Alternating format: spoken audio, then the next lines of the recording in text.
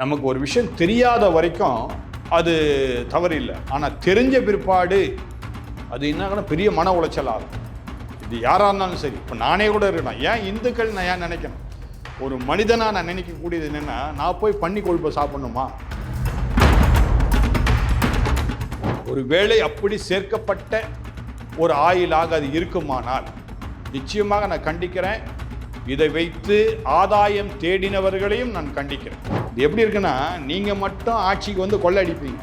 ஒரு நல்ல காரியத்தை ஒரு ஸ்கூலில் வந்து ஒரு தம்பி சொல்லும் பொழுது அது தவறு, அவன் பெரிய ஆள் ஆகிடக்கூடாது. இந்துக்களை பார்த்து நான் கேட்குறேன், திரும்ப திரும்ப கொண்டு வந்து திராவிட கழகத்துக்கே போய் உங்கள் வாக்குகளை கொடுக்குறீங்களே, உங்களுக்கு கொஞ்சம் கூட மானம் இல்லையா இந்துக்களுக்கு?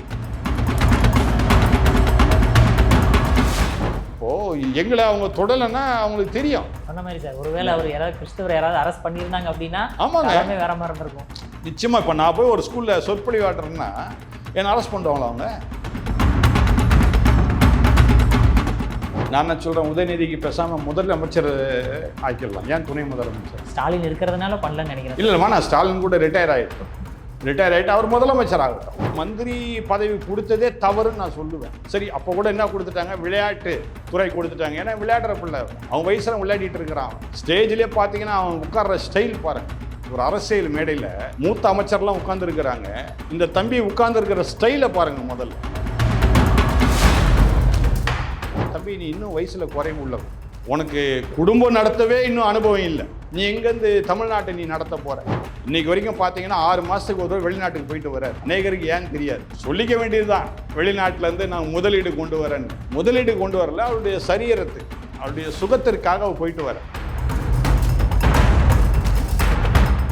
தம்பி உதயநிதி முதலமைச்சர் ஆறாரும் வச்சுக்கிடு. துரைமுருகன் அவர்னா எங்கள் அண்ணன் முதலமைச்சர் உதயநிதி அப்படின்னு கூப்பிடுவாரா? என்னங்க இது? உனக்கு சும்மா ஒரு நாள் கூத்துக்காக மவுண்ட் ரோடே அசிங்கமாக்கிட்டிய. விளையாட்டு ஒரு ஒரு ஒரு திடலாக்கிட்டிய. ஒரு மவுண்ட் ரோடு முக்கியமான ஒரு இடம். விளையாட்டு பிள்ளை அப்படின்ட்டு அந்த விளையாட்டை விளையாடிக்கிட்டு இருக்காரு. அந்த விளையாட்டு பிள்ளைகிட்ட போய் தமிழ்நாட்டை கையில் கொடுத்தா எப்படிங்க இருக்கும் அது? மறுபடியும் எச்சரிக்கிறேன் தம்பி விஜய் கிட்ட, மக்களுக்கு சேவை செய்வது என்பது அரசியல் களம் அல்ல. அரசியல் களத்தில் மக்களுக்கு நீ சேவை செய்யவே முடியாது. ஒன்றும் இல்லை, இப்போ மாநாடு நடத்துறதுக்கே 3 முறை பாவம் தவிச்ச. இப்போ நீ யார் காலில் போய் விழுந்தேன்னு எனக்கு தெரியல. இதெல்லாம் மறைக்கப்பட்ட சில உண்மைகள். எப்படியோ யார் காலில் விழுந்ததுனால தான் உனக்கு இப்போ அனுமதி கொடுத்துருக்குறாங்க. அந்த அனுமதியிலும் பல கண்டிஷன்ஸ்.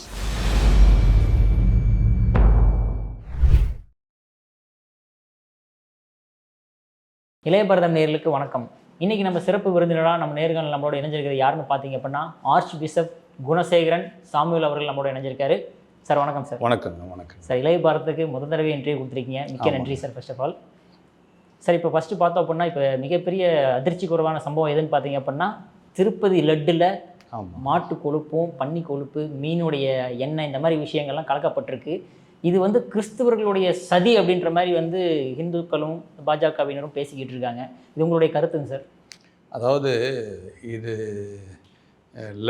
லட்டுக்குன்னு போய் ஒரு ப்ரிஃபரன்ஸ் கொடுத்து இது கிறிஸ்தவர்கள் இதை செய்யணுன்ற ஒரு நிபந்தனை இல்லை, அப்படி தான் நான் சொல்லுவேன். அடுத்தது ஃபேட், கொழுப்புன்னு சொல்லும்போது அது எல்லா விதமான கொழுப்புகளும் சேர்ந்தது தான் கொழுப்புன்னு சொல்லுவாங்க. அது ஒரு மாடு அல்லது பன்னி அல்லது கோழி அப்படின்னு சொல்ல முடியாது. அடுத்தது ஆயில் ஃபேக்டர்னு சொல்லுவாங்க.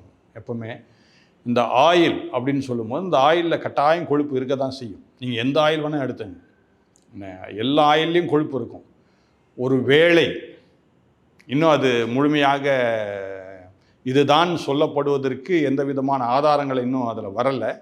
ஒரு வேளை நான் நினைக்கிறேன், என்ன நினைக்கிறேன்னா, அந்த ஆயில் கொஞ்சம் நல்லா இருக்கணுன்றதுக்காக இப்படிப்பட்ட கொழுப்புகளை ஒரு வேளை அதை சப்ளை பண்ணவங்க ஒரு வேளை செய்திருக்கலாம். ஆனால் இதை சப்ளை பண்ணவங்க என்ன சொல்கிறாங்க, நாங்கள் ஜூன் மாதத்தோடு நிறுத்திட்டோம், அதுக்கு பிற்பாடு நாங்கள் சப்ளை பண்ணலை அப்படின்னு சொல்கிறாங்க கோயம்புத்தூரில் உள்ளவங்க. சரியா? ஒரு வேளை ஜூன்லேருந்து தான் அவங்க சப்ளை பண்ணலை, அதுக்கு முன்னாடி அவங்க சப்ளை பண்ணது இன்னும் இருக்கும் இல்லையா, ஸ்டாக் இல்லாமல் இருக்காது. ஏன்னா மொத்தமாக தான் வாங்கியிருப்பாங்க. அதனால் கட்டாயம் இருக்கலாம், இல்லாமலும் இருக்கலாம். ஆனால் இதெல்லாம் நம்ம வந்து ஒரு பெருசாக நினைக்காதபடிக்கு, இதை அரசியலுக்கு கொண்டு வராதபடிக்கு இருப்பது நல்லதுன்னு நான் நினைக்கிறேன். அடுத்தது இந்த ஒரு எண்ணெய், அதாவது திருப்பதி லட்டு வந்து எனக்கு ரொம்ப ஆசை. என்னோடு கூட என்னுடைய நண்பர், நான் சொல்கிறது ஏறக்குறைய ஒரு 30 வருடத்துக்கு முன்பதாக எம்பியாக பாம்பேயில் இருந்தார். அவர் சென்னைக்கு வந்துட்டு என்ற சொன்னார், நான் திருப்பதிக்கு போகிறேன், என் கூட வரியான்னு. நான் சொன்னேன், நீ லட்டு வாங்கி தரதான் நான் வரேன் அப்படின்னு சொல்லிட்டு நான் அவரோட கூட போனேன். இப்போ அவர் விஐபியாக இருந்ததுனால அவருக்கு எல்லா விதமான ப்ரிஃபரன்ஸ் கொடுத்து முன்னாடி போய் உட்காரதற்கு ஒரு அரை மணி நேரம் நானும் அவரும் ஒன்றா உட்கார்ந்துருந்தோம். அது பிற்பாடு வரும்போது எனக்கு ஒரு 4 லட்டு எனக்கு கொடுத்தாரு, பெரிய பெரிய லட்டு. நல்ல டேஸ்ட்டாக இருந்தது. இப்போவும் விரும்பி நான் சாப்பிட்டேன். இப்போ கூட ஒரு 2 மாதத்துக்கு முன்னாடி கன்னியாகுமரிக்கு நான் போயிருந்தேன். போன சமயத்தில் அங்கே ஒரு ரெஸ்டாரண்ட்டில் போய் சாப்பிடுவதற்காக, காலை உணவை சாப்பிடுவதற்காக நாங்கள் போன சமயத்தில் அங்கே என்ன போட்டிருந்தோம், திருப்பதி லட்டுன்னு சொல்லி ஒரு பெரிய லட்டு அங்கே விற்றுட்டு இருந்தாங்க. நான் உடனே சொன்னேன், அது கொடுங்க அப்படின்னு சொன்னேன். அது உண்மையாக திருப்பதி லட்டான்றது எனக்கு தெரியாது, ஆனால் ரொம்ப டேஸ்ட்டாக இருந்தது. அதனால் திருப்பதி லட்டு என்பது விரும்பி எல்லாரும் சாப்பிடக்கூடிய ஒரு அருமையான ஒரு லட்டு. உலகம் முழுக்க அது போகுது, எல்லாருக்கும் பிரியமான ஒரு லட்டு. ஆனால் இதில் வந்து இப்படிப்பட்ட கொழுப்பு சேர்த்துருக்காங்களா அப்படின்றது ஒரு பெரிய ஒரு கேள்வி. ஆனால் நான் என்ன சொல்ல வரேன்னா, பார்த்தீங்கன்னா டேஸ்ட்டுக்குன்னு சொல்லி பார்த்தீங்கன்னா சில நேரங்களில் எல்லாவற்றையும் சேர்க்க தான் செய்வாங்க. அப்போ தான் அந்த டேஸ்ட் கொடுக்கும். இது நான் வந்து கேட்ரிங் முடிச்சிருக்கிறேன். கேட்ரிங் நான் படிச்சிருக்கிறேன். ஒரு 40 வருஷத்துக்கு முன்னாடி நான் கேட்ரிங்கும் படிச்சிருக்கிறேன். ஸோ அந்த கேட்ரிங்கில் பார்த்தீங்கன்னா நீங்கள் சூப் கொடுப்பாங்க. சூப் வந்து எதில் செய்கிறாங்கன்னா, அந்த தண்ணியை நம்ம வெங்காயம் தோல் இருக்கு இல்லையா, அந்த வெங்காய தோலை போட்டு வேக வைப்பாங்க தண்ணியில். அதில் வர்ற எசன்ஸு ரொம்ப டேஸ்ட்டாக இருக்கும். அது நிறைய பேருக்கு தெரியாது. அடுத்தது பார்த்தீங்கன்னா, இந்த காய்கறியிலே சில கழிவுகள் மாதிரி தூக்கி போடுவாங்க. இதெல்லாம் எல்லாத்தையும் ஒன்றா போட்டால் தான் அந்த சூப்புடைய டேஸ்ட்டு வரும். அந்த மாதிரி ஒரு வேளை இந்த ஆயிலில் ஒரு வேளை இருக்கலாம், இல்லாமலும் இருக்கலாம். இதை போய் முன்னாள் முதலமைச்சர் ஜெகன்மோடி ரெட்டி தான் போய் இதை செய்தார்னு சொல்கிறதுக்கு இல்லை. அதனால் இது வந்து அடுத்து ஜெகன்மோகன் ரெட்டி தான் திருப்பதியில் போய் அவர் வந்து, நான் அவரை வந்து கிறிஸ்தவர் நான் ஏற்றுக்கொள்ள மாட்டேன். ஏன்னா அவர் எல்லா கோயிலுக்கும் போகிற ஆள். அதனால் அவர் கிறிஸ்தவர் தான் நான் சொல்ல மாட்டேன். அவருடைய தகப்பனார் கிறிஸ்தவராக இருந்தார், அதனால் இவர் கிறிஸ்தவர்னு சொல்ல மாட்டேன் நான். ஏன்னா எல்லா ஆலயத்துக்கும் அவர் போனார். அதனால் இது வந்து ஒரு கிறிஸ்தவத்திற்கு செய்யக்கூடிய ஒரு செயலும் இல்லை, அப்படிப்பட்ட கிறிஸ்தவங்களும் கிடையாது. சரி, ஓகே சார். இப்போ வந்து என்னென்னா, டிடிடியோட ஹெட்டாக இருக்கக்கூடிய நம்ம பிரின்சிபல் செக்ரட்டரி அவர் என்ன சொல்லிட்டாருன்னா, ஆமாம் இதில் அனிமல் ஃபேக்ட் கலக்கப்பட்டிருக்கு அப்படின்னு ஒத்துக்கிட்டாருங்க சார். NABDயோட அஃபிஷியல் இது வேறு தேவைப்படுதுன்ற மாதிரி சொல்லியிருக்காங்க, சர்டிஃபிகேட் வேறு நீங்கள் சொன்ன மாதிரி டெஸ்ட்டுக்கு அனுப்பியிருக்காங்க சார். ஒருவேளை அப்படி கலக்கப்பட்டிருந்ததுன்னா, அனிமல் ஃபேக்ட் கலக்கப்பட்டிருந்ததுன்னா, இது ஹிந்துக்களுடைய மனதை ரொம்ப கொந்தளிக்கிற விஷயமா இருக்காது சார்? நிச்சயமா நான் இல்லைன்னு சொல்ல. அதாவது நமக்கு ஒரு விஷயம் தெரியாத வரைக்கும் அது தவறு இல்லை. ஆனால் தெரிஞ்ச பிற்பாடு அது என்ன பெரிய மன உளைச்சல் ஆகும். இது யாராக இருந்தாலும் சரி. இப்போ நானே கூட இருக்கணும், ஏன் இந்துக்கள் நான் ஏன் நினைக்கணும்? ஒரு மனிதனாக நான் நினைக்கக்கூடியது என்னென்னா, நான் போய் பன்னி கொழுப்பை சாப்பிடணுமா, மாட்டு கொழுப்பை நான் சாப்பிடணுமான்ற எண்ணம் எனக்கு உருவாகும். இது நேச்சுரல். இதை வந்து நான் இந்துக்களுக்கு தான் நான் சொல்ல வரல, ஒரு தனிப்பட்ட மனுஷனுக்கு இருக்கக்கூடிய ஒரு இதுதான் காரியம்தான் இது. அதனால் இது நிச்சயமாக வன்மையாக அதை கண்டிக்கிறேன். ஒரு வேளை அப்படி சேர்க்கப்பட்ட ஒரு ஆயிலாக அது இருக்குமானால் நிச்சயமாக நான் கண்டிக்கிறேன். இதை வைத்து ஆதாயம் தேடினவர்களையும் நான் கண்டிக்கிறேன், வன்மையாக நான் கண்டிக்கிறேன். இது தவறு. ஏன்னா இது ஒரு சிலருக்கு உடலுக்கு ஒத்து வரலாம், ஒரு சிலருக்கு ஒத்து வராமலையும் இருக்கலாம். அதனால் இது வன்மையாக கண்டிக்கக்கூடியது. அதுவும் திருப்பதி தேவஸ்தானம் என்பது பிரசித்தி பெற்ற உலகிலேயே ஒரு மேன்மையான ஒரு கோயில் இருக்கக்கூடிய இடத்துல இப்படி ஒரு காரியம் நடப்பது என்பது மிக தவறான காரியம். அது யார் செய்தாலும் அவர்களுக்கு உகந்த தண்டனை கட்டாயம் கொடுத்து தான் ஆகும். நான் அதை இல்லைன்னு நான் சொல்லலை. நீங்கள் சொன்ன மாதிரி ஜெகன்மோகன் ரெட்டி அவர்களும் வெளியே வந்து இதுக்கு வந்து நான் மறுக்கிறேன், நான் இதை வந்து அரசியல் ஆதாயத்துக்காக கடவுளை பயன்படுத்துகிறாங்க அப்படின்ற விஷயத்தையும் சொல்லியிருக்கிறாருங்க சார். ஆனால் அவங்க எல்லாருமே குற்றச்சாட்டு என்ன வைக்கிறாங்க அப்படின்னா, நீங்கள் ஆட்சி செஞ்சுக்கிட்டு இருக்கும்போது இது நடந்திருக்குது, உங்களுக்கு தெரியாமே நடந்திருக்கும் அப்படின்றதையும் சொல்கிறாங்க. அதேமாதிரி டிடிடியும் இருக்கிற பிரின்சிபல் செக்ரட்டரி அதான் சொல்கிறார், எங்களுக்கு தெரியாமே அந்த விஷயம் நடந்துருச்சு, தேவஸ்தான போர்டுக்கு தெரியாமே அவங்க வந்து கலந்து கொடுத்துட்டாங்க, அவங்க மேலே நடவடிக்கை எடுக்கிறோம்னு சொல்லியிருக்காங்க சார் அவங்க. ஆனால் அந்த பிரின்சிபல் செக்ரட்டரி சொல்கிற இது வார்த்தை தவறு. என்னென்னா, உங்களுக்கு தெரியாமல் ஒரு காரியம் நடக்காது. முதல் காரியம், அதற்காக தான் நீங்கள் பிரின்சிபல் செக்ரட்டரி நீங்கள் இருக்கிறீங்க. இதை செக் பண்ணுறதுக்காக தான் நீங்கள் இருக்கிறீங்க. எனக்கு தெரியாமல் நடந்துச்சுன்னு சொல்கிறது 6 மாதத்துக்கு ஒருக்கா வந்து ஒரு டெஸ்ட் எடுப்பாங்களா? ஆமாம், அது எனக்கு தெரியாமல் நடந்ததுன்னு சொல்கிற ஒரு வார்த்தை வந்து தவறான காரியம். முதல்ல அவர் மேலே தான் ஆக்ஷனே எடுக்கணும். ஏன்னா இது சாதாரண மக்களுக்கும் போது அநேகர் அந்த ஆலயத்துக்கு ஒரு நாளைக்கு லட்சக்கணக்கில் மக்கள் வராங்க. இப்போ லட்சக்கணக்கில் லட்டு போயிட்டு இருக்குது. அப்போது இதை வந்து எவ்வளோ நேர்த்தியாக அவர் நின்று செய்திருக்கணும். கட்டாயம் அவர் மேலே ஆக்ஷன் எடுக்கணும், நிச்சயமாக எடுக்கணும். எனக்கு தெரியாமல் செய்யுதுன்னு சொல்கிறது ஒரு பெரிய தவறான ஒரு காரியம். அப்போ எதுக்கு அந்த செக்ரட்டரி அவர் இருக்கணும்? என்ன பிரின்சிபல் செக்ரட்டரி சும்மா ஒன்று உட்காந்துருக்க மாட்டார். அவருக்கு எவ்வளோ பணம் கொடுத்துருப்பாங்க இல்லையா? அவர் எவ்வளோ பணம் கொடுத்து அங்கே வந்தாருன்னு தெரியல. என்ன முதல் காரியம். ரெண்டாவது, எவ்வளோ பணம் சம்பாதிச்சிருப்பார் அவர் இல்லாமல் எங்கேயும் கையெழுத்திட முடியாது ஒவ்வொரு காரியத்துக்கும். அதனால் தெரியாதுன்னு சொல்கிறது ஒரு தவறான காரியம். அதனால் அவருக்கும் கட்டாயம் தண்டனை கொடுத்து தான் ஆகும். சார், அப்புறம் அதே மாதிரி முன்னாடியே கேட்கணும்னு நினச்சேன். இந்த மகாவிஷ்ணு விஷயத்தில் வந்து பார்த்தோம் அப்படின்னா, இப்போ வந்து ஸ்கூலில் ஆன்மீகம் பேசிட்டாரு, அதனால் இந்த மாதிரி ஆயிடுச்சு அப்படிங்கும்போது, இந்த தரப்பில் வந்து ஹிந்துக்களும் சரி பாஜகவினரும் சரி, ஏன் அங்கே போய் கிறிஸ்தவர்கள்லாம் போய் ஸ்கூல்லேயே மதத்தை பற்றி பேசலையா, ஏன் ஸ்கூலுக்கு முன்னாடியே பைபிள்லாம் கொடுக்கலையா அப்படின்ற மாதிரி விமர்சனங்களும் வைக்கப்படுது சார் கிறிஸ்தவர்கள் மேலே. அதை பற்றி? ஆமாங்க, அதாவது இப்போ நான் படிக்கிற காலத்தில் மாரல் சயின்ஸ்னு ஒரு பீரியட் உண்டு. எல்லா ஸ்கூல்லையும் மாரல் சயின்ஸ்னு சொல்லுவாங்க. அந்த மாரல் சயின்ஸில் என்ன பண்ணுவாங்க, எப்படி நடந்துக்கணும் வாழ்க்கையில் அப்படின்னு சொல்லி அது ஒரு பக்கம் இருக்கும். இன்னொரு பக்கம் பார்த்திங்கன்னா ரிலீஜியஸ் கிளாஸ்ன்னு வைப்பாங்க. மாரல் சயின்ஸ் பீரியட்லேயே நான் கிறிஸ்டியன்ஸ் மாரல் சயின்ஸில் இருப்பாங்க, கிறிஸ்டியன்ஸுக்குன்னு தனியாக ரிலீஜியஸ் இதுன்னு சொல்லி வச்சுருப்பாங்க. சரியா? நான் கூட அங்கே போய் அந்த மாதிரி நேரத்தில் நான் சொற்பொழிவு ஆற்றி இருக்கிறேன் அந்த மாதிரி சில ஸ்கூல்ஸில். இப்போது அந்த மகாவிஷ்ணுன்றது அவர் பண்ணது அந்த மாதிரி ஒரு காரியம்தான். நானும் அவருடைய சொற்பொழிவில் நான் பார்த்தேன். அவர் எந்த கடவுளையும் குறிப்பிடவே இல்லை. பொதுவாக அவர் கிறிஸ்தவமும் சொல்லிட்டாரு, இஸ்லாமும் சொல்லிட்டாரு, பிறகு இந்து கடவுளுடைய நிறைய பேர்லாம் சொன்னார். இதெல்லாம் நல்லது தான் அவர் சொல்லியிருக்கிறாரு. ஆனால் இவர் மேலே இப்படி ஒரு தவறான ஒரு இது எடுத்து தான் தவறு. என்னென்னா அதுக்கு என்ன சொல்கிறாங்கன்னா, நாளைக்கு இவரும் இன்னொரு பெரிய இவராக வந்துடக்கூடாது, என்ன அதுக்கு நீ தடுப்பு சோறு வைக்கலாம். இது எப்படி இருக்குன்னா, நீங்கள் மட்டும் ஆட்சிக்கு வந்து கொள்ளடிப்பீங்க. என்ன ஒரு நல்ல காரியத்தை ஒரு ஸ்கூலில் வந்து ஒரு தம்பி சொல்லும் பொழுது அது தவறு, அவன் பெரிய ஆள் ஆகிடக்கூடாது. இப்போ நான் என்ன கேட்குறேன், அந்த ஸ்கூல் நிர்வாகி மேலே ஏன் அவங்க ஆக்ஷன் எடுக்கலை? அது ஒரு இண்டிபெண்ட் ஒரு ப்ரைவேட் ஸ்கூலும் கிடையாது, அது ஒரு கவர்மெண்ட் ஸ்கூல். கவர்மெண்ட் ஸ்கூலில் தான் சொற்பொழிவு ஆட்டிட்டு இருக்கிறார். அப்புறம் ஏன் ஆக்ஷன் எடுக்கலை? டிஓவுக்கு தெரியாமல் அந்த ஸ்கூலுக்கு அந்த ஹெச்எம் பர்மிஷன் கொடுக்க மாட்டாங்க.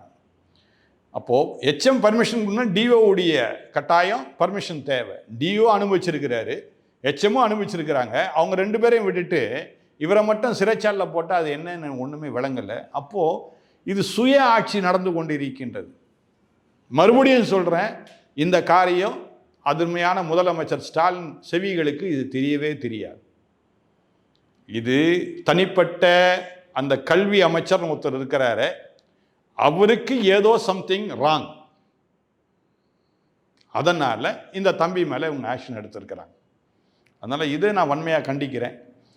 அப்படி நீங்கள் உண்மையாகவே ரொம்ப கரெக்டான ஆள்னா, நான் உண்மையாக நான் சொல்கிறேன், கிறிஸ்தவர்கள் யாராவது போய் ஸ்கூலில் இந்த மாதிரி சொற்பொழிவு ஆட்டுறேன்னா அவங்க மேலே நீங்கள் ஆக்ஷன் எடுங்க பார்ப்போம். தைரியம் அதுதான் சார் முக்கியமாக பார்க்கப்படுது. அதான் தைரியம் தான் எடுங்க, ஆக்ஷன்றேன். இவர் மேலே எடுக்கிறீங்க, ஆனால் ஏன் அங்கே எடுக்க மாட்டேங்கிற எடுங்க தைரியமாக ஆக்ஷன். என்ன தெரியல, வாக்குகள் இழந்துருவோம். அதுக்கு தான் மறுபடியும் நான் கேட்குறேன், இந்துக்களை பாட்டு நான் கேட்குறேன், உங்களுக்கு கொஞ்சம் கூட மானம் இல்லையா இந்துக்களுக்கு? திரும்ப கொண்டு அந்த திராவிட கழகத்துக்கே போய் உங்கள் வாக்குகளை கொடுக்குறீங்களே. என்ன அதே திராவிட கழகம் தான் என்ன சொல்லுது, பிஜேபி வந்து இந்துக்களின் கட்சின்னு சொல்லுது. சரி சொல்லிட்டு போட்டோம், ஆமாடா இந்துக்கள் கட்சி தான் எதுன்னு சொல்லி ஏன் வாக்கு போட மாட்டேறீங்க நான் கேள்வி கேட்குறேன். அப்போ இந்துக்களுக்குள்ளே என்ன இல்லை, ஒற்றுமை இல்லைங்க. ஏன் நீங்களும் கொதிச்சு எழுந்திருக்க மாட்டீங்க? சும்மா அங்கே ஒன்று இங்கே ஒன்று யாரோ பேட்டியை கொடுக்குறீங்க, ஏன் கொதிச்சு எழுந்திருக்க மாட்டீங்க? எப்படி நீ அரெஸ்ட் பண்ணுவே நீ அப்படி ஏன் கேட்க மாட்டீங்கன்னு உங்களை நான் கேள்வி கேட்குறேன் சார். நீங்கள் தான் இந்துக்கள் தான் முன்னேறி வரணும். என்ன அதுதான் நான் சொல்லுவேன். இப்போது எங்களை அவங்க தொடலைன்னா அவங்களுக்கு தெரியும். சொன்ன மாதிரி சார், ஒருவேளை அவர் யாராவது கிறிஸ்தவர் யாராவது அரெஸ்ட் பண்ணியிருந்தாங்க அப்படின்னா ஆமாங்க வேற மாதிரி இருந்திருக்கும். நிச்சயமாக. இப்போ நான் போய் ஒரு ஸ்கூலில் சொற்பொழிவாட்டுறேன்னா என்னை அரெஸ்ட் பண்ணுவாங்களா அவங்க? இல்லை ஒரு முகமதியர் இப்போ நான் போன ஸ்கூலுங்க, நான் சொல்கிறது ஏறக்குறைய ஒரு 25 வருஷத்துக்கு முன்னாடி சொல்கிறேன். அங்கே வந்து ஒரு முகமது ஒருவர் என்ன, அவர் வந்து ஒரு முஸ்லீம்ஸ்க்குன்னு சொல்லி தனியாக ஒரு கிளாஸ் நடக்கும், அவர் சொற்பொழிவு ஆற்றுவார். அதே நேரத்தில் கிறிஸ்டியன் சொல்லி நான் போய் சொற்பொழிவு ஆற்றிருக்கிறேன். அது இல்லாமல் தனியாக மாரல் சயின்ஸுன்னு தனியாக ஒரு குரூப் நடக்கும். இது 3 ஒரே நேரத்தில் நடக்கும். ஏங்க 2 பேர் வந்து அரெஸ்ட் பண்ண பார்ப்போம். இன்றைக்கும் சில ஸ்கூலில் நடக்குது, நடக்காமல் இல்லை, நடக்குது. எல்லாருக்கும் சம உரிமை இருக்குது, இந்திய மக்களில் சம உரிமை இருக்குது. அதனால் இந்த திராவிட அரசு செய்கிறது சரியில்லை, காலம் பதில் சொல்லும். இப்போ வந்து உதயநிதி ஸ்டாலின் அவர்களுக்கு வந்து துணை முதல்வர் பதவி வந்து இப்போ ரொம்ப பெரிய விஷயமா பார்க்கப்படுது. வர 28ஆம் தேதி வந்து முடிசூட்டு விழான்றதும் சொல்லப்படுறாங்க. ஓகேங்களா, மோடி அவர்களை வந்து அழைக்கிறதுக்கு ஸ்டாலின் அவர்கள் வெயிட்டிங்கில் இருக்கிறாருன்ற மாதிரியும் பேசப்படுது. அதை பற்றி உங்களுக்கு கருத்துங்க சார்? நான் என்ன சொல்கிறேன், உதயநிதிக்கு பேசாமல் முதலமைச்சர் ஆக்கிடலாம். ஏன் துணை முதலமைச்சர்? ஸ்டாலின் இருக்கிறதுனால பண்ணலன்னு நினைக்கிறேன். இல்லைம்மா, நான் ஸ்டாலின் கூட ரிட்டையர் ஆகிட்டோம், ரிட்டையர் ஆகிட்டு அவர் முதலமைச்சர் ஆகட்டும், நான் வேண்டான்னு சொல்லலை. ஆனால் இந்த ஆனால்ன்ற வார்த்தை ரொம்ப முக்கியமான ஒரு வார்த்தை, சரிங்களா? இப்போது நான் ஹெட்மாஸ்டர்னு வச்சுக்கிடுங்க ஒரு ஸ்கூலில், நான் கவர்மெண்ட் ஸ்கூல் அப்படி எடுத்தேன், கவர்மெண்ட் ஸ்கூல் நான் ஹெட்மாஸ்டர். என்ன, இப்போ என் மகன் வரான், என் மகனை நான் என்ன பண்ண முடியாது, அடுத்தது அசிஸ்டன்ட் ஹெட்மாஸ்டரை நான் போட முடியாது இல்லையா? அவன் இப்போ தான் ஸ்கூல் டீச்சராக சேர்ந்துருக்கிறான், அவனுக்கு ஒரு அனுபவம் வேணும். படிப்படியாக தான் முன்னேற்றம் கிடச்சி அந்த தகுதிக்கு அவன் வர முடியும். எடுத்த உடனே என் மகனன்னு சொல்லிவிட்டு நான் கவர்மெண்ட் ஸ்கூலில் கொண்டு வந்து நான் அவனை அசிஸ்டன்ட் ஹெட்மாஸ்டரை போடுறது மிக மிக தவறான காரியம். மற்ற எல்லா ஆசிரியர்களும் அதுக்கு எதிர்த்து தான் நிற்பாருங்க. அதே மாதிரி அருமையான தம்பி உதயநிதி வந்து இப்போ தான் அரசியலுக்கு வந்திருக்கிறார். மிஞ்சி போனால் ஒரு 4 வருஷம், அதுக்கு மேலே இல்லை. அதுக்கு முன்னாடி இளைஞரணி தலைவராக இருந்துக்கலாம், எல்லாம் பண்ணலாம். பட் அரசியல் களத்துக்கு வந்தது 4 வருஷம் தான் ஆச்சு. அடுத்தது அவர் ஜெயிச்சதே, ஒருவேளை அவர் முதலமைச்சருடைய மகனாய் இல்லாமல் இருந்திருந்தால் அந்த மயிலாப்பூர் தொகுதியில் தோற்று தான் போயிருப்பார். அவர் ஜெயிச்சதன் காரணமே முதலமைச்சருடைய மகன் என்ற ஒரே ஒரு காரணம். 2வது காரணம் டாக்டர் கலைஞருடைய பேரன், இது 2வது காரணம். 3வது திராவிட முன்னேற்ற கழகத்தின் இளைஞரணி தலைவர். அது இந்த 3 வச்சு தான் ஜெயிச்சிருக்கிறார். ரைட், அவர் எம்எல்ஏ வந்தார். அடுத்தது அவருக்கு மந்திரி பதவி கொடுத்ததே தவறுன்னு நான் சொல்லுவேன். சரி, அப்போ கூட என்ன கொடுத்துட்டாங்க, விளையாட்டு துறை கொடுத்துட்டாங்க. ஏன்னா விளையாடுற பிள்ளை அவன் வயசில் விளையாடிட்டு இருக்கிறான். அவன் ஸ்டேஜ்லேயே பார்த்தீங்கன்னா அவன் உட்கார்ற ஸ்டைல் பாருங்கள். ஒரு அரசியல் மேடையில் மூத்த அமைச்சர்லாம் உட்காந்துருக்கிறாங்க, இந்த தம்பி உட்கார்ந்துருக்கிற ஸ்டைலை பாருங்கள். முதல்ல உட்காந்துக்கிட்டு தலையை இப்படி ஆட்டுறது, அப்படி சிரிக்கிறது, பேச்சில் கூட யாரும் எங்களை ஒன்றும் பண்ண முடியாது. தம்பி, நீ இன்னும் வயசில் குறைவு உள்ளவன், உனக்கு குடும்பம் நடத்தவே இன்னும் அனுபவம் இல்லை, நீ எங்கேருந்து தமிழ்நாட்டை நீ நடத்த போகிற? இதை நல்லா புரிஞ்சுக்கணும். அடுத்தது, ஏன் இவரை முதலமைச்சராக ஆக்கிடலாம் நான் சொல்கிறேன்னா, இப்போ தமிழ்நாடு யார் கையில் தான் இருக்குது? திராவிட முன்னேற்ற கழகத்தின் கையில் தான் இருக்குது. இது அவங்க சொந்த வீடு மாதிரி வச்சுருக்கிறாங்க. நீங்களும் நான்லாம் வேஸ்ட், தமிழ்நாட்டில் இருக்கிறதே வேஸ்ட். தமிழ்நாட்டு மக்கள் சொல்வதற்குரிய தகுதி இல்லாதவர்களாக நம்ம உட்கார்ந்துருக்கிறோம். ஏன்னா தமிழ்நாடு வந்து திமுகவுக்கு மட்டும்தான் சொந்தம், அதனால் அவங்க என்ன வேணால் செய்வாங்க. அடுத்தது ஏன் அவரை கொண்டு வராங்க அப்படின்னா, திமுகவில் ஏகப்பட்ட சொத்து இருக்குது. அந்த சொத்து யாருக்கு தான் போய் சேரும்? யார் முதலமைச்சராக வராங்களோ அவங்க தான் அதை கடைசி வரைக்கும் அதை கடைபிடிக்க முடியும். அருமையான முதலமைச்சர் ஸ்டாலின் அவர்கள் முதலமைச்சர் ஆனது குறித்து மிக சந்தோஷம் அடைகிறேன். ஏன்னா அந்த திமுகவில் அவர் பட்ட பாடுகள் அதிகம். இந்த மீசா சமயத்திலலாம் இன்றைக்கு வரைக்கும் பார்த்தீங்கன்னா 6 மாதத்துக்கு ஒரு வெளிநாட்டுக்கு போயிட்டு வர்றார். அநேகருக்கு ஏன்னு தெரியாது, சொல்லிக்க வேண்டியது தான், வெளிநாட்டிலேருந்து நான் முதலீடு கொண்டு வரேன்னு. முதலீடு கொண்டு வரல, அவருடைய சரீரத்துக்கு, அவருடைய சுகத்திற்காக அவர் போயிட்டு வர, ட்ரீட்மெண்ட்காக போயிட்டு வர, அதில் எந்த விதமான சந்தேகமும் கிடையாது.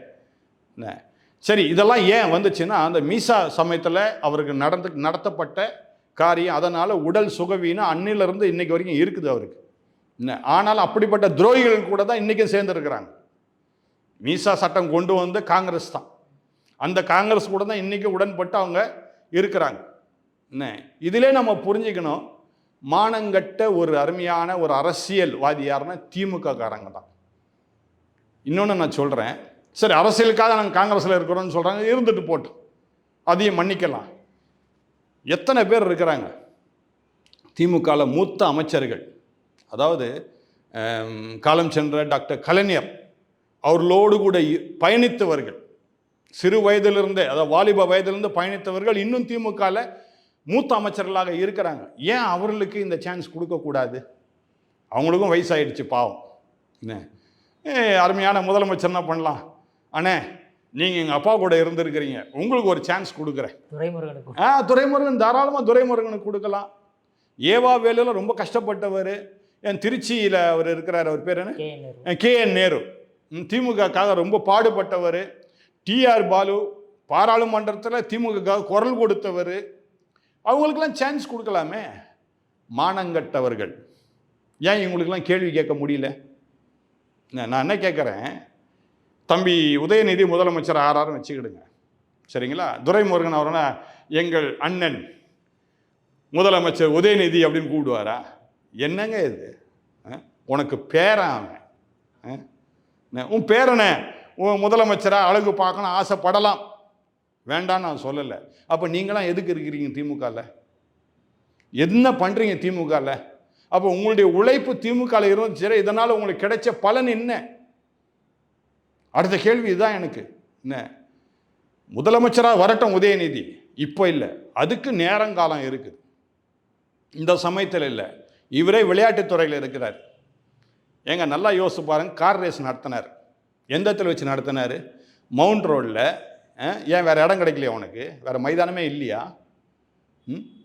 மக்கள் நடமாடும் அந்த மைதானத்தில், அந்த மவுண்ட் ரோடில், அந்த ரோட்டில் அதுக்கு ஏற்ற மாதிரி செட்டப் பண்ணி, ஒரு நாள் திடீர்னு அந்த சைடு போனேன், இன்னும் ஒரு வலையாக இருக்குது, ஒரு மாதிரி எனக்கு ஒன்றுமே விளங்கலை. அதுக்கு பிற்பாடு தான் இந்த கார் ரேஸ்க்காக இவங்க ரெடி பண்ணியிருக்கிறாங்க, அது பிற்பாடு தான் கார் ரேஸே நடக்குது. அப்போது சும்மா ஒரு நாள் கூத்துக்காக மவுண்ட் ரோடே அசிங்கமாக்கிட்டிய, விளையாட்டு ஒரு ஒரு ஒரு திடலாக்கிட்டிய ஒரு மவுண்ட் ரோட், முக்கியமான ஒரு இடம். நீங்க தான் முதல்ல சொன்னீங்களா சார், அவர் விளையாட்டு பிள்ளை அப்படின்ட்டு அந்த விளையாட்டை விளையாடிக்கிட்டு இருக்காரு. அந்த விளையாட்டு பிள்ளைகிட்ட போய் தமிழ்நாட்டை கையில் கொடுத்தா எப்படிங்க இருக்கும்? அது கொஞ்சம் சிந்திச்சு பார்க்கணும் இல்லை? மக்கள் இதெல்லாம் சிந்திக்கணும். அதனால் திரும்ப திராவிட முன்னேற்ற கழகத்துக்கு மறுபடியும் நீங்கள் உங்கள் வாக்குகளை கொடுத்தீங்கன்னு வச்சுக்கிட்டீங்க, வருகின்ற சட்டசபையில் தேர்தலில் டோட்டலாக முடிஞ்சு போச்சு. நம்மளை பந்தாடுவார், இப்படி அப்படி பந்தாடுவார். ஆனால் விளையாட்டுத்துறையில் அவர் பந்தாடுவார், வேறு வழி இல்லை.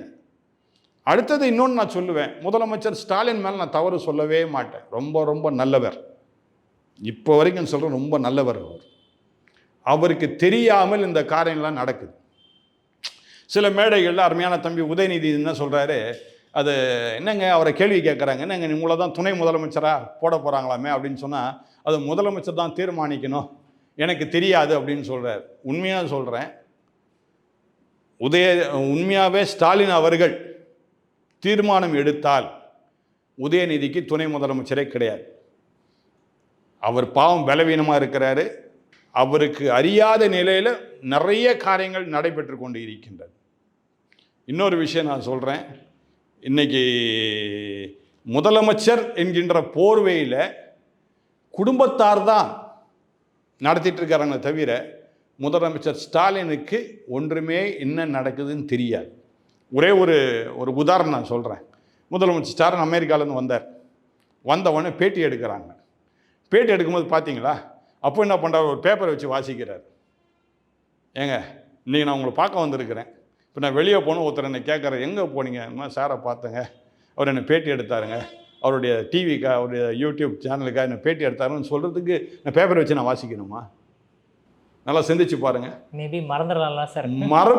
ஏங்க மறக்க போகிறேன்? எங்க எப்படிங்க மறப்பார்? அமெரிக்காவில் நான் வந்திருக்கிறேன்னு சொல்ல தெரியுது இல்லை?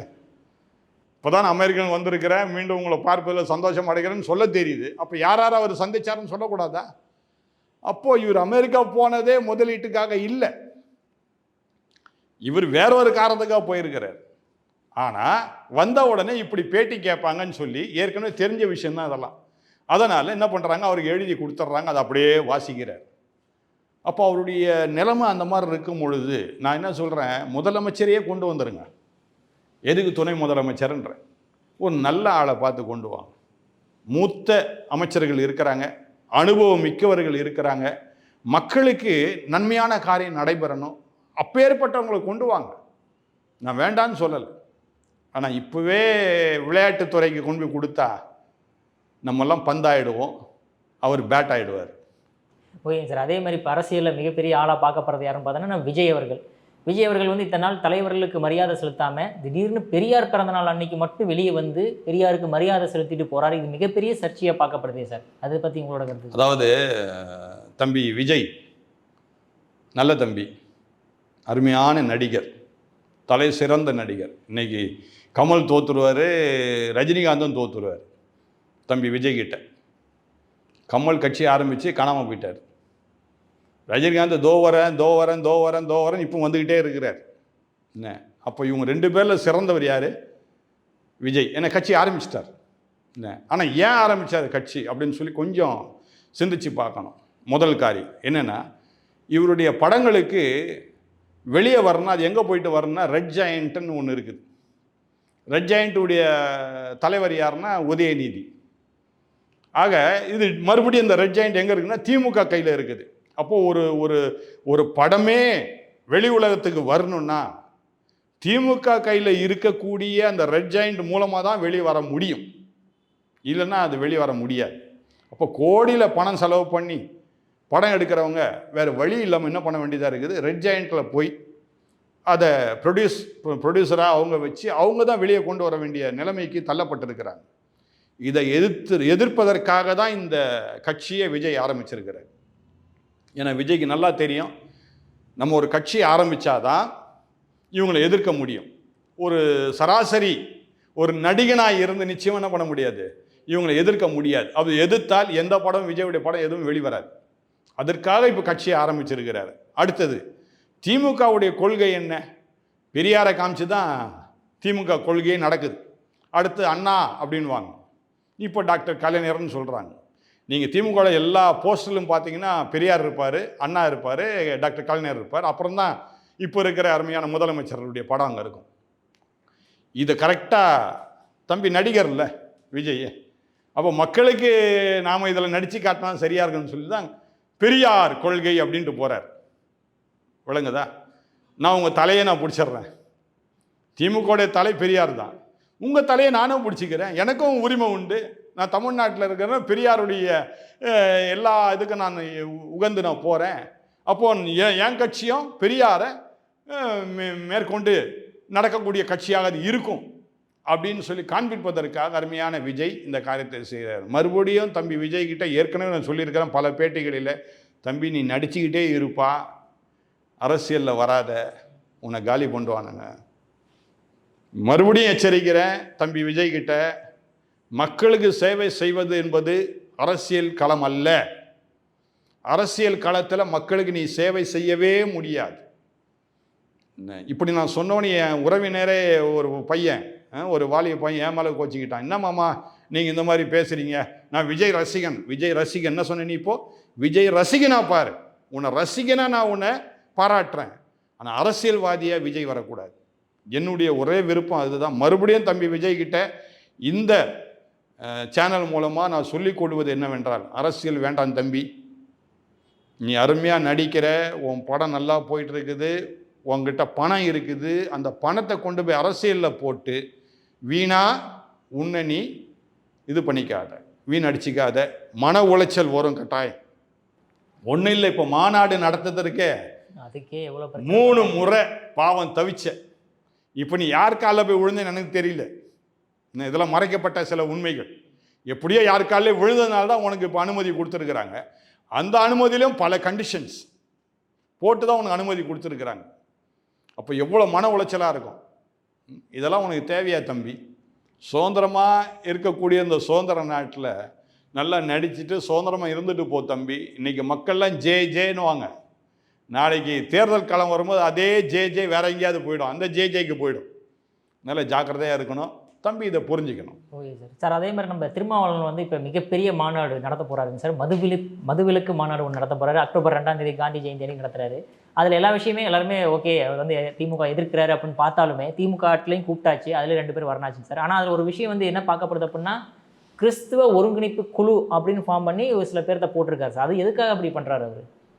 அதாவது எப்பவுமே திருமாவளவன் அவர்கள் கிறிஸ்தவத்துக்கு எப்போவுமே ஒரு சப்போர்ட்டாக இருப்பார். அவருக்கு நல்லாவே தெரியும் கிறிஸ்தவருடைய ஓட்டு கட்டாயம் அவருக்கு வரும்னு தெரியும். முதல் காரியம். ரெண்டாவது, அவர் கிறிஸ்தவம் தழுவி இருக்கிறவர். அவருடைய அம்மாவே பார்த்தீங்கன்னா கிறிஸ்தவம், தாயே கிறிஸ்தவ முறைப்படி தான் அவங்க இறந்த போது கூட நல்லடக்கம் பண்ணாங்க. கிறிஸ்தவ முறைப்படி தான் பண்ணாங்க. அரசியலுக்கு வந்த பிற்பாடு நான் கிறிஸ்தவன் இல்லை, நான் சமத்துக்குரியவன், எல்லா இனத்துக்குரியவன் என்று சொல்லி அவர் சொன்னாலும் அவர் கிறிஸ்தவருக்குரியவர் தான். நீங்கள் பார்த்தீங்கன்னா அருமையான பேராயர் எஸ்ரா சருன்னு ஒருத்தர் இருக்கிறார். அவர் திமுகவில் மிக மிக முக்கிய அங்கம் வகித்தவர் டாக்டர் கலைஞர் இருக்கும்போது. அவரோடு கூட எப்போவுமே திருமாவளவன் அவர்கள் அவரோடு கூட இணைஞ்சி பயணிட்டு கொண்டே இருப்பாங்க. அடுத்து ஒரு சில சமயங்களிலே ஒருவேளை டாக்டர் கலைஞரே சில நேரங்களில் அந்த நாட்களில் பார்த்தீங்கன்னா கொஞ்சம் மன வருத்தப்படும் பொழுது தான் டாக்டர் பேராயர் எஸ்ரா சருன்னு தான் அதை சரி செய்வார் திருமாவளவனுக்காக. ஆக திருமாவளவன் நடத்துகின்ற அந்த மாநாட்டை நான் வரவேற்கின்றேன். எனக்கும் அழைப்புதல் கொடுத்தா நான் கட்டாயம் போவேன், நான் மாட்டேன்னு சொல்ல மாட்டேன். ஏன்னா அவர் நடத்துகிற மாநாடு என்பது நிச்சயமாக தமிழ்நாட்டுக்கு தேவையான ஒரு மாநாடு. மது ஒழிப்பு மாநாடு நிச்சயம் தேவை. ஆனால் இப்போ நான் அருமையான திருமாவளவன் அவர்கிட்ட ஒரு கேள்வி கேட்குறேன். ஏன் தைரியமாக நீங்கள் செயல்படக்கூடாது? நான் கூட்டணியில் இருந்தேன். ஏன் கூட்டணிக்கு போனேன்னா, இவங்க தேர்தலுக்கு முன்பதாக என்ன சொன்னாங்க, படிப்படியாக டாஸ்மாக் கடைகளை மூடுவோம் அப்படின்னு சொன்னாங்க. அதனால் நான் போனேன். இப்போது டாஸ்மாக் கடைகள் அதிகரித்து கொண்டு தான் இருக்கின்றதே தவிர மூடின ஒரு காரியம் நடைபெறவில்லை. இந்த 3.5 வருஷம் ஆயிடுச்சு அவங்க ஆட்சிக்கு வந்து. மூடின மாதிரி எதுன்னு தெரியல. அதனால் இந்த கூட்டணியில் நான் இருக்க விரும்பவில்லை. ஏன் தைரியமாக ஏன் சொல்ல மாட்டாரு எனக்கு ஒன்றும் விளங்கலை. இருக்கிற 4 சீட்டும் போயிருமே சார். அப்புறம் எப்படி போக நீங்கள் நினைக்கிறீங்க? நான் அதான் திமுகவோட ஆதரவு வச்சு தானே சார் ஜெயிக்க முடியுது அவரால். அதாவது ஒரு பக்கம் நீங்கள் அப்படி சொல்கிறீங்க, இன்னொரு பக்கம் நான் இப்போ சொல்கிறேன்ல, இப்போ நீங்கள் கேட்டிங்கல்ல கிறிஸ்தவ ஒருங்கிணைப்பு குழுவை ஏன் அவர் சேர்த்தாருன்னு. ஒட்டுமொத்த கிறிஸ்தவர்லாம் அப்போ திருமாவுக்கு உதவி சப்போர்ட் பண்ணுவாங்க இல்லையா, ஆதரவு கொடுப்பாங்க இல்லையா? எங்க திமுக என்ன சொல்லுது, சிறுபான்மையர்களை நாங்கள் வேண்டியதெல்லாம் செய்கிறோன்னு சொல்கிறாங்களே தவிர எதுவுமே செய்யல.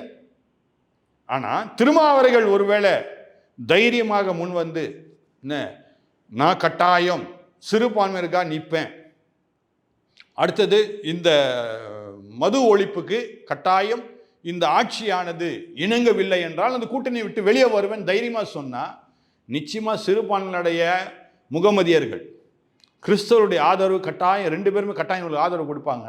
4 சீட்டுனாங்க, 40 சீட்டு அவர் வரலாம். இருக்கு அருமையான பேச்சாளர், இன்னைக்கு வரைக்கும் திருமணம் பண்ணாமல் தன்னை அர்ப்பணித்து அரசியலுக்காக ஓடிக்கொண்டு இருக்கின்றவர். அப்படிப்பட்டவர் மக்களுக்காக நிச்சயமாக நல்ல சேவை செய்வார், நிச்சயமாக செய்வார் அவர். அதில் எந்த விதமான சந்தேகம் இல்லை. ஏன் அவருக்கு தைரியம் இல்லைன்னு தான் எனக்கு தெரியல. தைரியமாக பேசினார். உடனே உங்களை மாதிரி மக்கள் கொஞ்சம் அவரை வெளியே கொண்டு வந்தோன்னு பயந்து போய் டக்குன்னு திமுகவில் போய் நீங்களும் வந்துருங்க மாநாடுங்கன்னு ஏன் கூப்பிட்டாருன்னு தெரியல. எதுக்கு பயப்படணும்? ஏன்னா திருமாவளவன் கட்சியில் யாருமே சாராய ஆலை வைத்தில்லை. அப்புறம் எதுக்கு இவர் ஆதரவு கொடுக்கணும்? அந்த மாதிரி எதுக்கு? எல்லா முஸ்லீம் மக்களும் கிறிஸ்தவ மக்களும் கட்டாயம் இவருக்கு ஆதரவு கொடுப்பாங்க திருமாவுக்கு. எப்போ தெரியுமா? இந்த மகாநாடு ஒரு உண்மையான மகாநாடாக இருந்துச்சுன்னா. இது சும்மா எல்லாரும் நடத்துகிற மாதிரி மதிய ஒழிப்பு மாநாடுன்னு சொல்லி சும்மா எல்லாம் நடத்துகிற மாதிரி ஒரு காரியமாக இருந்தால் வேஸ்ட்டு. இவர் பேரை கெடுத்துக்குவார். இனிமே எங்களுடைய கிறிஸ்தவருடைய ஆதரவும் அவருக்கு கிடைக்கிறது ரொம்ப கஷ்டம். ஓகே சார், கடைசி ஒரே ஒரு கேள்வி. பாஜக பற்றி சொன்னீங்க, இந்துக்கள் கருணை. ஆனால் இப்போ பாஜகவினர் எவ்வளோ தான் கஷ்டப்பட்டாலும் எதிர்க்கட்சியாக செயல்பட்டாலுமே தமிழ்நாட்டில் ஜெயிக்க முடியாத காரணம் என்னவா பார்க்குறீங்க? அதாவதுங்க, இப்போ கடந்த பாராளுமன்ற தேர்தலில் நான் சொல்லிட்டு இருந்தேன், எப்படியும் ஒரு 10 தொகுதி அவங்க வந்துடுவாங்க, பிஜேபி கிடைச்சிரும், என்ன சூழ்நிலைகள் அப்படி தான் இருந்தது. ஆனால் எனக்கு பெரிய வருத்தமான காரியம் என்னவென்னா, அந்த தேர்தல் சமயத்தில் நானும் களத்தில் இருந்தேன். நான் சில மாவட்டங்களுக்கு நானும் போயிருந்தேன். தேர்தல் காலத்தில் இவங்க என்ன பண்ணுறாங்கன்னு நான் பார்த்தேன்.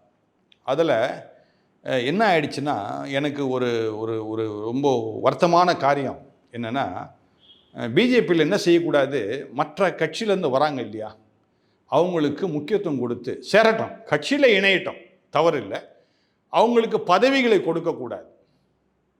இவங்க என்ன நினைக்கிறாங்க, அவர் அந்த பதவியில் இருந்தார், நாமும் அவருக்கு ஒரு நல்ல பதவியை கொடுத்தா நம்ம கட்சி வளரும்னு நினைக்கிறாங்க. ஆனால் இங்கே ஈகோ ப்ராப்ளம் ஏற்படுது. ஏன்னா அந்த கட்சியில் இருக்கும்போது அவன் பணத்தை சம்பாதிச்சிருக்கிறான். அப்போ அதே மாதிரி இது மத்திய அரசாங்கத்துக்குரிய ஒரு கட்சி, இங்கே வந்து அவன் பணம் சம்பாதிக்கலாம் அந்த எண்ணத்தோடு செயல்பட்டுட்டாங்க. அதில் தான் இப்போ பிஜேபி தோற்று போனதுக்கு ரீசனே. சரிங்களா? இது கட்சிக்குள்ளே இருந்த குழப்பம். அந்த குழப்பத்தை உண்டாக்குனது யாருன்னா மாற்று கட்சியிலேருந்து வந்தவங்க. உண்மையாக பிஜேபின்னு உழைக்கிறவங்க இருக்கிறாங்க, நிறைய பேர் இருக்கிறாங்க. ஆனால் மாற்று கட்சியில் வந்த ஒரு சிலரால் வந்த வினைகள் இது. அதனால் இப்போ மறுபடியும் நான் சொல்கிறேன், பிஜேபிக்காக உண்மையாக உழைக்கணுன்றவங்க மட்டும் தயவு செய்து இந்த பிஜேபியில் இருங்க, மற்றவங்க வெளியே போயிருங்க. அதாவது 4 தூண் ஒரு பெரிய பில்டிங்கே தாங்குது. நீங்கள் 4 பேர் வந்து பெரிய காரியத்தை செய்திருக்கீங்களா? கட்டாயம் செய்ய முடியும். ஏன் முடியாது? கட்டாயம் செய்ய முடியும். இந்த 4 பேர் சரியாக மக்கள்கிட்ட போய் பிஜேபி உடைய அத்தனை சாதனைகளையும் சொல்வதற்கு உரியவர்கள் இருக்கின்றார்கள். அவங்க நல்லா போய் சொன்னாங்கன்னா நிச்சயமாக நடக்கும். இப்போ நான் பிஜேபிக்கு ஆதரவாக நான் பேசிகிட்டு இருக்கிறேன். நான் பிஜேபி கட்சியில் சேரவே இல்லை இப்போ வரைக்கும் நான் சேரலை. ஆனால் ஆதரவு கொடுக்குறேன். ஏன்? பிஜேபி நல்ல ஆட்சி கொடுக்குது. அதாவது இப்போ பிள்ளைங்களாம் பார்த்தீங்கன்னா, வாலிப பிள்ளைங்களாம் பார்த்தீங்கன்னா, இப்போ ஐடியில் வேலை செய்கிறவங்க பார்த்தீங்கன்னா, அந்த வெளிநாட்டுடைய ஸ்டைல்லே அவங்க ட்ரெஸ்ஸில் இருந்து, அவங்களுடைய மேக்கப்பில் இருந்து, அவங்களோட நடை உடை எல்லாம் அந்த வெளிநாட்டு ஸ்டைல்லே பண்ணுறாங்க. அதே மாதிரி தான் பாரத பிரதமர் அவர்கள் வெளிநாட்டுக்குரிய அதே தகுதியை இந்தியாவை கொண்டு வந்திருக்கிறார். இன்றைக்கி 5வது இடத்துல வந்து நின்றுடுச்சு இந்தியா. எப்போ வந்து நின்றுச்சு? அருமையான பாரத பிரதமர் மோடிஜி அவர்கள் இந்த நிலைக்கு கொண்டு வந்திருக்கிறாங்கன்னா நாம் அவங்களுக்கு ஆதரவு தானே கொடுக்கணும். நான் இப்போ அதாவது குண்டு செட்டில் குதிரை ஓட்டினா ஒன்றுமே தெரியாது. என்ன, நம்ம கண்ணெலாம் அடைக்கப்பட்டு சுற்றி நம்ம சுற்றி வர்றதான் பார்த்துட்டு இருக்கிறோம். இப்போ நான் அநேக வெளிநாடுகளுக்கு போயிட்டுருக்கிறேன். ஏறக்குறைய 27 வெளிநாடுகளுக்கு போயிட்டுருக்கிறேன். வருடந்தோறும் போகிறேன்.